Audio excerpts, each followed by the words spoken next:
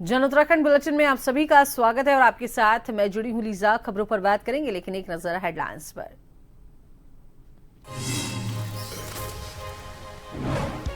PM की मन की बात का 127वां एपिसोड। आज बिहार चुनाव में वोट करने को लेकर जनता से करेंगे अपील, छठ पर्व की देंगे बधाई।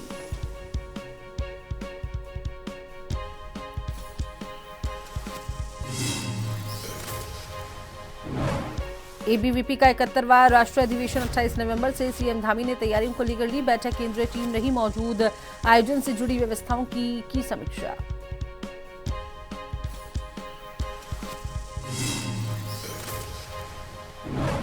धामी सरकार के 4 वर्ष पर मंथन। एनटीए अध्यक्ष बोले, उत्तराखंड ने विकास सुशासन का नया अध्याय लिखा।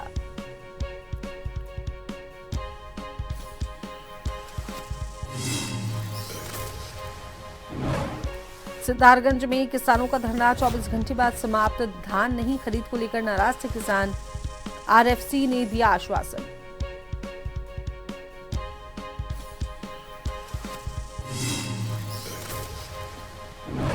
उत्तराखंड में सुबह शाम गुलाबी ठंड का बढ़ने लगा एहसास। सैलानी उठा रहे मौसम का लुत्फ, हिल स्टेशन पर पहुंच रहे सैलानी।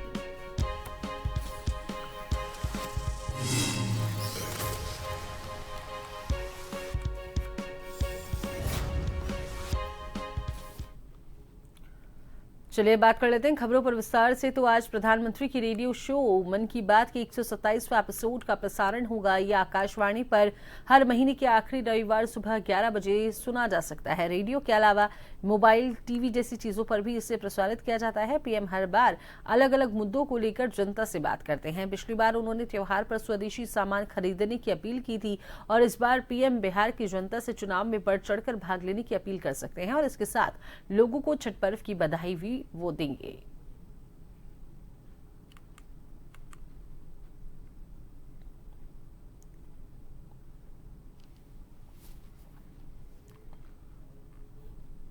देहरादून में आयोजित होने जा रहे अखिल भारतीय विद्यार्थी परिषद के 71वें राष्ट्रीय अधिवेशन की तैयारियों को लेकर मुख्यमंत्री पुष्कर सिंह धामी ने दून विश्वविद्यालय में केंद्रीय टीम की बैठक में भाग लिया। यह अधिवेशन 28 से 30 नवंबर 2025 तक देहरादून में आयोजित किया जाएगा। मुख्यमंत्री ने बैठक में अधिवेशन की तैयारियों की विस्तृत जानकारी ली और आयोजन से जुड़ी व्यवस्थाओं की समीक्षा की। उन्होंने अधिकारियों और एबीवीपी पदाधिकारियों को दिशा निर्देश देते हुए कहा कि ये राष्ट्रीय स्तर का अधिवेशन युवाओं के लिए एक प्रेरणादायी और विचारशील मंच बनेगा, जहां राष्ट्र निर्माण के प्रति ठोस संकल्प लिए जाएंगे।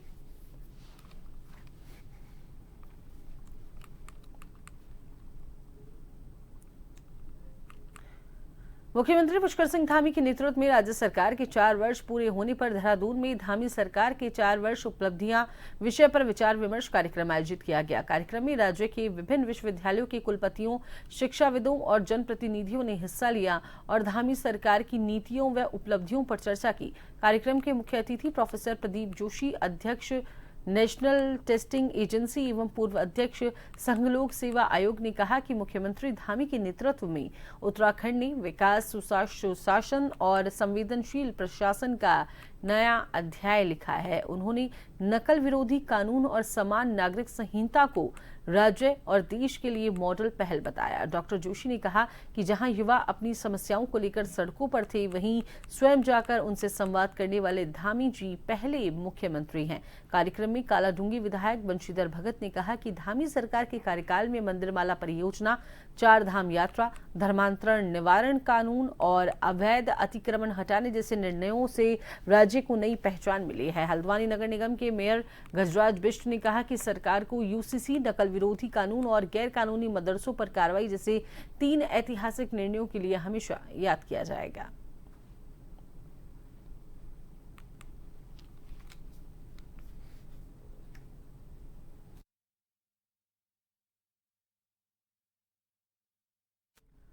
उत्तराखंड के उधम सिंह नगर जिले में आज भाजपा कार्यकर्ताओं के बीच जबरदस्त उत्साह देखने को मिला।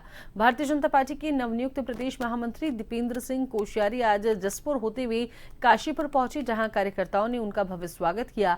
जसपुर में भाजपा पदाधिकारियों और कार्यकर्ताओं द्वारा जोरदार स्वागत के बाद जैसे ही कोश्यारी काशीपुर पहुंचे, पूरा शहर मानो जश्न में डूब गया। सैकड़ों की संख्या में भाजपा कार्यकर्ता मंडी क्षेत्र से लेकर नवनिर्मित भाजपा जिला कार्यालय तक रोड शो में शामिल हुए। जगह जगह कार्यकर्ताओं ने उनका फूलमालाओं से अभिनंदन किया। भाजपा जिंदाबाद के नारे से शहर गूंज उठा।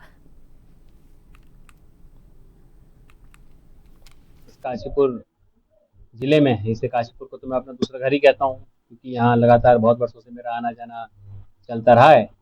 तो आज यहाँ हमारे सभी पार्टी पदाधिकारियों द्वारा हमारे यहाँ के बहुत ही डायनेमिक जिला अध्यक्ष कहूँगा मैं, हमारे बड़े भाई मनोज पाल जी के नेतृत्व में और हमारी जो युवा मोर्चा भाजपा काशीपुर के नेतृत्व में आज जगह जगह हमारे अभी गदरपुर, ये जसपुर में भी अभी स्वागत कार्यक्रम रखे हुए थे।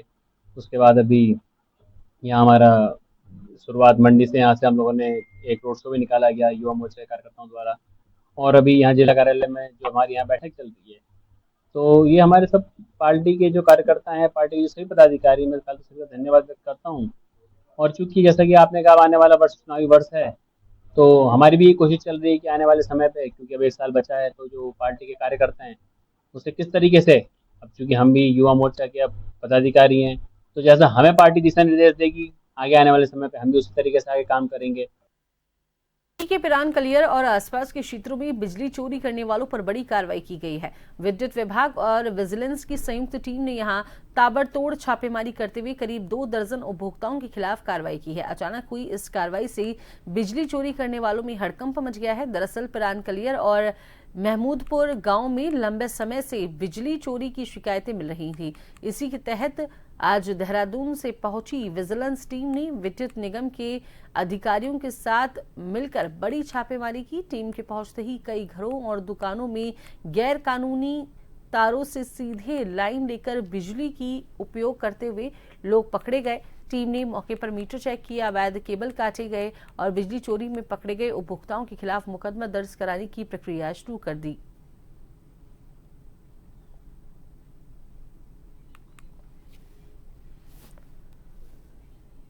हम लोग गए थे तो पिरान कलियर में 2 जगह हमने कार्रवाई की, एक अली अहमद की चक्की के पास और एक मोहम्मद की बैठक के पास, 2 जगह किया और लगभग 23 लोगों का हम लोगों ने चोरी पकड़ी। सर क्या FIR जरूर करवाई जाएगी। हाँ, अभियान और जोर शोर से जारी रहेगा इसका अभियान। हाँ, कटिया डालकर भी है, कहीं पे जिनका मीटर कट चुका है राजस्व पर उन डायरेक्ट डाल रखा है, कहीं बाईपास है, हर तरह की चोरियां हैं। उत्तराखंड के सितारगंज में धान की खरीद को लेकर चल रहा किसानों का विरोध आखिरकार 24 घंटे के बाद समाप्त हो गया। कच्चे आड़तियों द्वारा धान नहीं खरीदे जाने से नाराज किसानों ने नई मंडी समिति के गेट की तालाबंदी कर धरना शुरू किया था, लेकिन RFC लता मिश्रा के आश्वासन के बाद किसानों ने धरना खत्म कर दिया। किसानों की नाराजगी तब बढ़ गई जब कच्चे आड़तियों ने उनका धान खरीदने से इनकार कर दिया। इसका विरोध में किसानों ने करीब 200 ट्रॉली धान मंडी समिति में खड़ी कर दी, जिससे मंडी की आवाजाही पूरी तरीके से बाधित हो गई। गुस्साए किसानों ने मंडी गेट की तालाबंदी कर सरकार और प्रशासन के खिलाफ जमकर नारेबाजी की। मौके पर पहुंचे तहसीलदार हिमांशु जोशी, मंडी सचिव विनोद पलड़िया, CMO विनय चौधरी और विक्रम धामी SSI ने किसानों को समझाने की कोशिश की, लेकिन किसान धान की तौल कराने की मांग पर अड़े रहे। नाराज किसानों ने चेतावनी दी कि अगर उनकी धान की तौल नहीं की गई तो वे चौराहे पर धान पलट देंगे। बात तो यह है कि जो मॉइस्चर के का काटना था वो और 2 किलो वैसे काटते थे, उसके अलावा ये कटौती कर रहे थे 5-5, 6-6 kilo, 7-7 kilo, 8-8 kilo, 9-9 kilo, 10-10 kilo. उसके लिए हम धरने पे बैठे। दूसरा हमारा ये था कि सारा धान हमारा जाना चाहिए, तुलना चाहिए। ठीक, अब ये सहमति हुई है कि अब तो कटौती जो बीच वाली नहीं करेंगे, सिर्फ मॉइस्चर की कटौती होगी और 2 किलो होगी कल्ले की कटौती होगी, इसके अलावा कोई कटौती नहीं होगी। ये मैडम ने हमें वादा किया है। दूसरा उन्होंने ये कि जो 45 ट्राली पहले लगी थी वो अभी जा रही है, दूसरी ट्राली मैडम अभी भेजेंगे और कल तक ये पूरी मंडी खाली करेंगी। मैडम वो कह रही मैं यहीं पर रह के खाली करा के जाऊँगी। नैनीताल के जिलाधिकारी ललित मोहन रयाल ने शनिवार को विकास भवन सभागार भीमताल में एक महत्वपूर्ण बैठक की। बैठक में जिला योजना, राज्य योजना, केंद्र पोषित और बाह्य सहायतित योजनाओं सहित 20 सूत्री कार्यक्रमों की प्रगति की समीक्षा की गई। बैठक के दौरान जिलाधिकारी ने सभी विभागीय अधिकारियों को स्पष्ट निर्देश दिए कि विभागीय कार्यों को समयबद्धता, पारदर्शिता और गुणवत्ता के साथ पूरा किया जाए। उन्होंने कहा कि शासकीय कार्यों में किसी प्रकार की हीला हवाली बर्दाश्त नहीं की जाएगी। उन्होंने चेतावनी दी कि अकर्मण्यता और लापरवाही बिल्कुल भी स्वीकार्य नहीं होगी और अधिकारियों को अपनी कार्यशैली में सुधार लाने की आवश्यकता है ताकि जनता के कार्य समय पर पूरे हो सकें।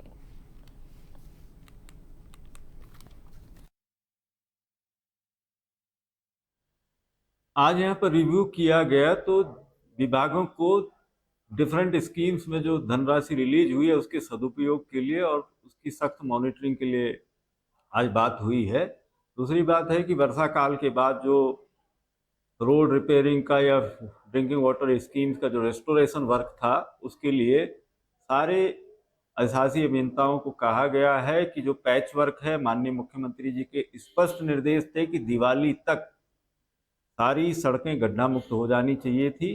तो जो अप्रूव्ड रोड्स हैं उसमें जहां गैप्स रह गए हैं, इन एजेंसीज को कहा गया है कि वो रिसोर्सेज बढ़ाएं, मजदूर बढ़ाएं, लेकिन समय से आवागमन को सुचारू बनाएं और सड़कों की क्वालिटी को मेंटेन रखें।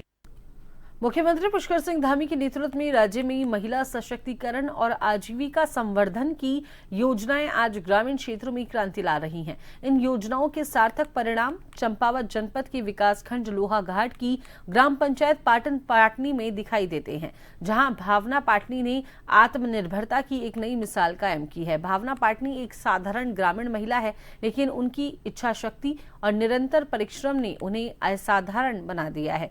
घर परिवार की जिम्मेदारियों के साथ साथ उन्होंने अपने हुनर को अपनी शक्ति बनाने का संकल्प लिया। वह न केवल सिलाई सेंटर चलाती हैं बल्कि ब्यूटी पार्लर का कार्य भी कुशलता से करती हैं।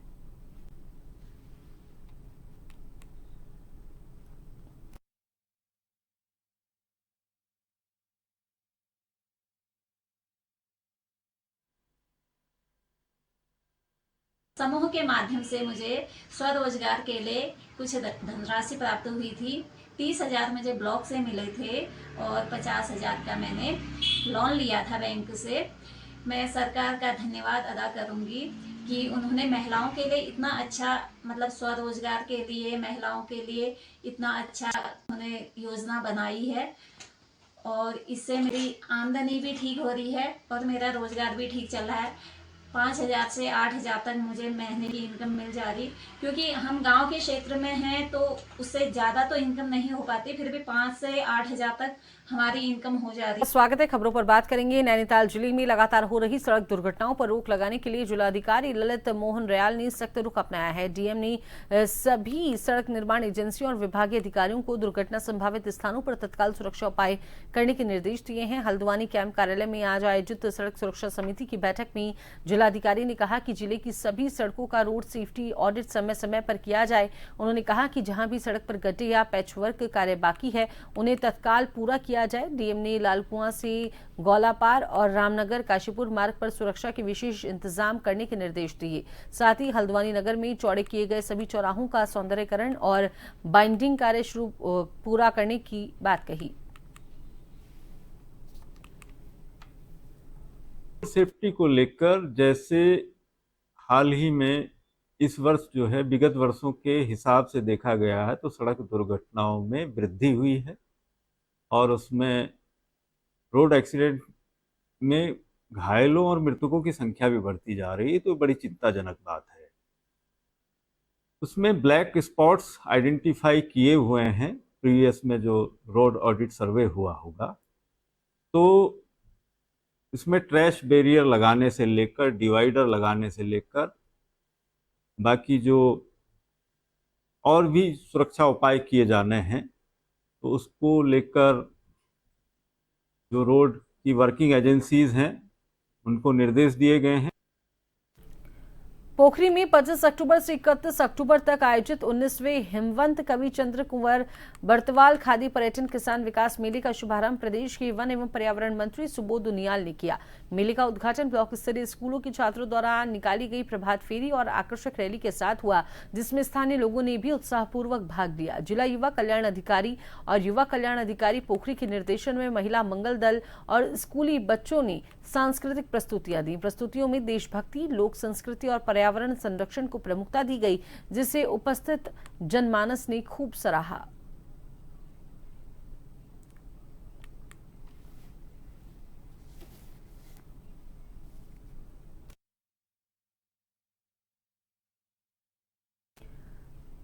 लेफ्टिनेंट जनरल डीजी मिश्रा ने भारत के प्रथम गांव माणा में आयोजित देवभूमि सांस्कृतिक महोत्सव 2025 का उद्घाटन किया। ये महोत्सव भारतीय सेना और उत्तराखंड सरकार द्वारा संयुक्त रूप से आयोजित किया गया। स्थानीय लोग, पर्यटक और गणमान्य व्यक्तियों ने उत्साहपूर्वक इस अवसर पर भाग लिया। महोत्सव में गढ़वाली लोक नृत्य, प्रसिद्ध गढ़वाली गायकों के प्रदर्शन और कारीगरों के हस्तशिल्प उत्तराखंड के अंदर ये आयोजन हुआ। आपको बता दें कि जो हस्तशिल्प जो प्रदर्शनी थी उसको इसमें दिखाया गया। इस कार्यक्रम में, इस आयोजन में उसे शामिल किया गया। प्रदर्शनी के रूप में निवासियों और कारीगरों द्वारा लगाए गए स्टॉल्स में पारंपरिक बुनाई, लकड़ी के हस्तशिल्प और जैविक उत्पादों ने आगंतुकों का ध्यान आकर्षित किया। सेना के बैंड ने दर्शकों को मंत्रमुग्ध कर दिया, जबकि नो योर आर्मी प्रदर्शनी ने सेना की भावना और स्थानीय लोगों के साथ जुड़ाव को दर्शाया। दिन का समापन अलकनंदा आरती के साथ हुआ, जिसमें विश्वास और संस्कृति का संगम देखने को मिला।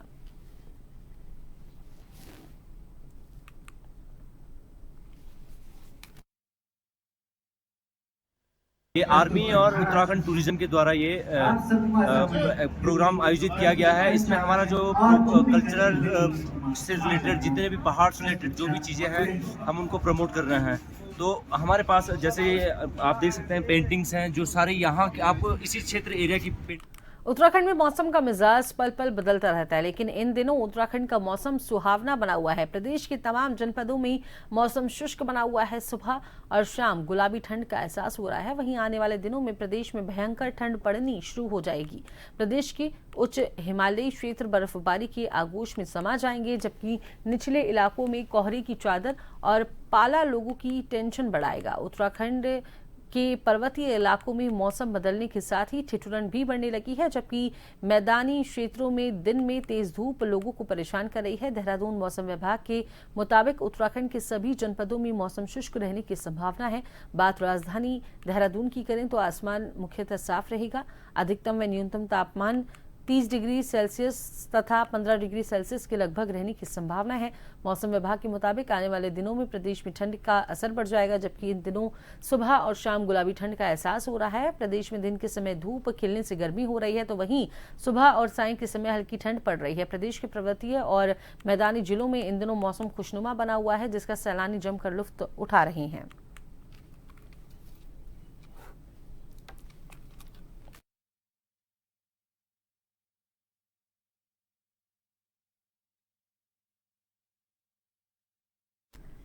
कुमाऊं क्षेत्र के क्रिकेट प्रेमियों के लिए आज का दिन ऐतिहासिक रहा। रामनगर के मंगलार स्थित कोशिकी क्रिकेट ग्राउंड पर पहली बार रणजी ट्रॉफी मुकाबले का आयोजन किया गया। 4 दिवसीय इस मैच के पहले दिन खिलाड़ियों के शानदार प्रदर्शन ने दर्शकों का दिल जीत लिया। शनिवार सुबह टॉस जीतकर रेलवे की टीम ने पहले बल्लेबाजी करने का फैसला किया। हालांकि शुरुआती ओवरों में उत्तराखंड के तेज गेंदबाजों ने शानदार प्रदर्शन करते हुए रेलवे को दबाव में ला दिया। अभय नेगी ने 2 अहम विकेट झटके, जबकि देवेंद्र बोहरा और मयंक मिश्रा ने एक एक विकेट हासिल किया। शुरुआती झटकों के बाद रेलवे की ओर से अनुभवी बल्लेबाज मोहम्मद सैफ ने पारी को संभालते हुए शानदार संयम और तकनीक का परिचय दिया। उन्होंने नाबाद 99 रन की प्रभावशाली पारी खेली, जबकि बी मोराई ने 44 रन बनाकर नाबाद रहते हुए उनका साथ निभाया। दोनों बल्लेबाजों के बीच चौथे विकेट के लिए अहम साझेदारी देखने को मिली, जिससे रेलवे की टीम मजबूत स्थिति में पहुंच गई।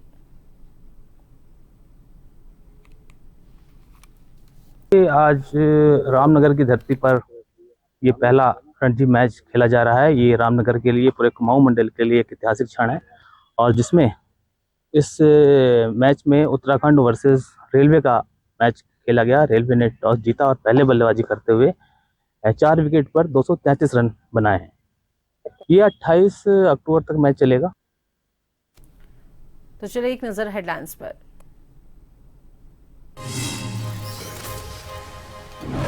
पीएम की मन की बात का 127वां एपिसोड आज। बिहार चुनाव में वोट करने को लेकर जनता से करेंगे अपील। छठ पर्व की देंगे बधाई।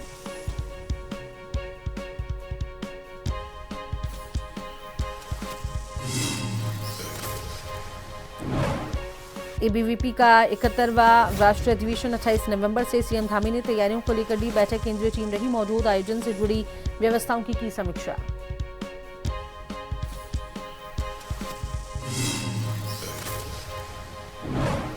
धामी सरकार के 4 वर्ष पर मंथन, एनटीए अध्यक्ष बोले उत्तराखंड ने विकास सुशासन का नया अध्याय लिखा।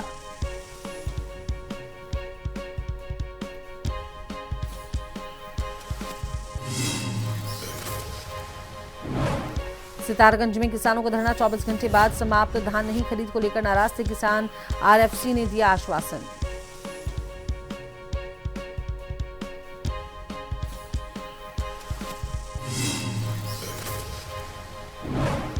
उत्तराखंड में सुबह शाम गुलाबी ठंड बढ़ने का होने लगा एहसास, सैलानी उठा रहे मौसम का लुत्फ, हिल स्टेशनों पर पहुंच रहे सैलानी।